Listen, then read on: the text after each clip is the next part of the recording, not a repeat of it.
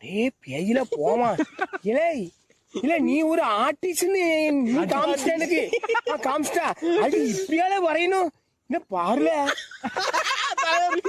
நீங்க கஷ்டப்பட்டு கட்டுற வீட்டில் கட்டையெல்லாம் இது மாதிரி பேராம இருக்கு என்ன பண்ணலாம்? ஹாய், திஸ் இஸ் இந்த இளையசங்கர். நீங்கள் சிவில் ரிலேட்டட் யூஸ்ஃபுல் கனெக்ட்ஸ்க்கு இந்த பேஜை ஃபாலோ பண்ணிக்கங்க. வீடியோட்ட உங்கள் ஃப்ரெண்டுக்கு மறக்காமல் ஷேர் பண்ணிடுங்க. இந்த கட்டை எதனால் இப்படி ரிமூவ் ஆகிறதுக்கான வாய்ப்பு இருக்குதுன்னா 5 or 6 years முன்னாடி ஃப்ரேம் ஸ்ட்ரக்சர் பண்ணும்போது ஃபஸ்ட்டு பிரிக் ஒர்க் பண்ணிடுவாங்க.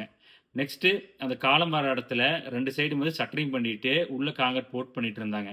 அப்படி ஷட்டரிங் பண்ணும்போது அவங்க கொடுக்குற ஃபோர்ஸ்னால பெரிய பெரிய வால்ஸ் பேராது, பட் சின்ன சின்ன கட்டையெல்லாம் பேர்றதுக்கான வாய்ப்பு அதிகமாக இருந்துச்சு.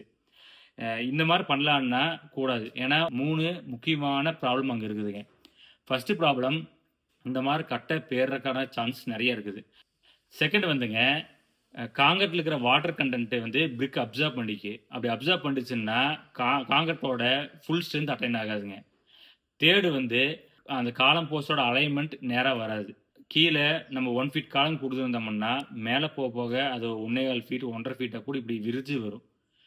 அது அவங்க சொல்லி குத்தமில்ல, நம்ம உள்ளே வந்து ப்ளம்பாக வைக்க முடியாது. ஸோ அவங்க வந்து அப்ராக்சிமேட்டாக வச்சுட்டு வருவாங்க. அப்படிங்கையில் அந்த காலம் கீழே 1 அடி கொடுத்தோம்னா அது 1.5 அடியை கூட விரிஞ்சிட்டு போகலாம்.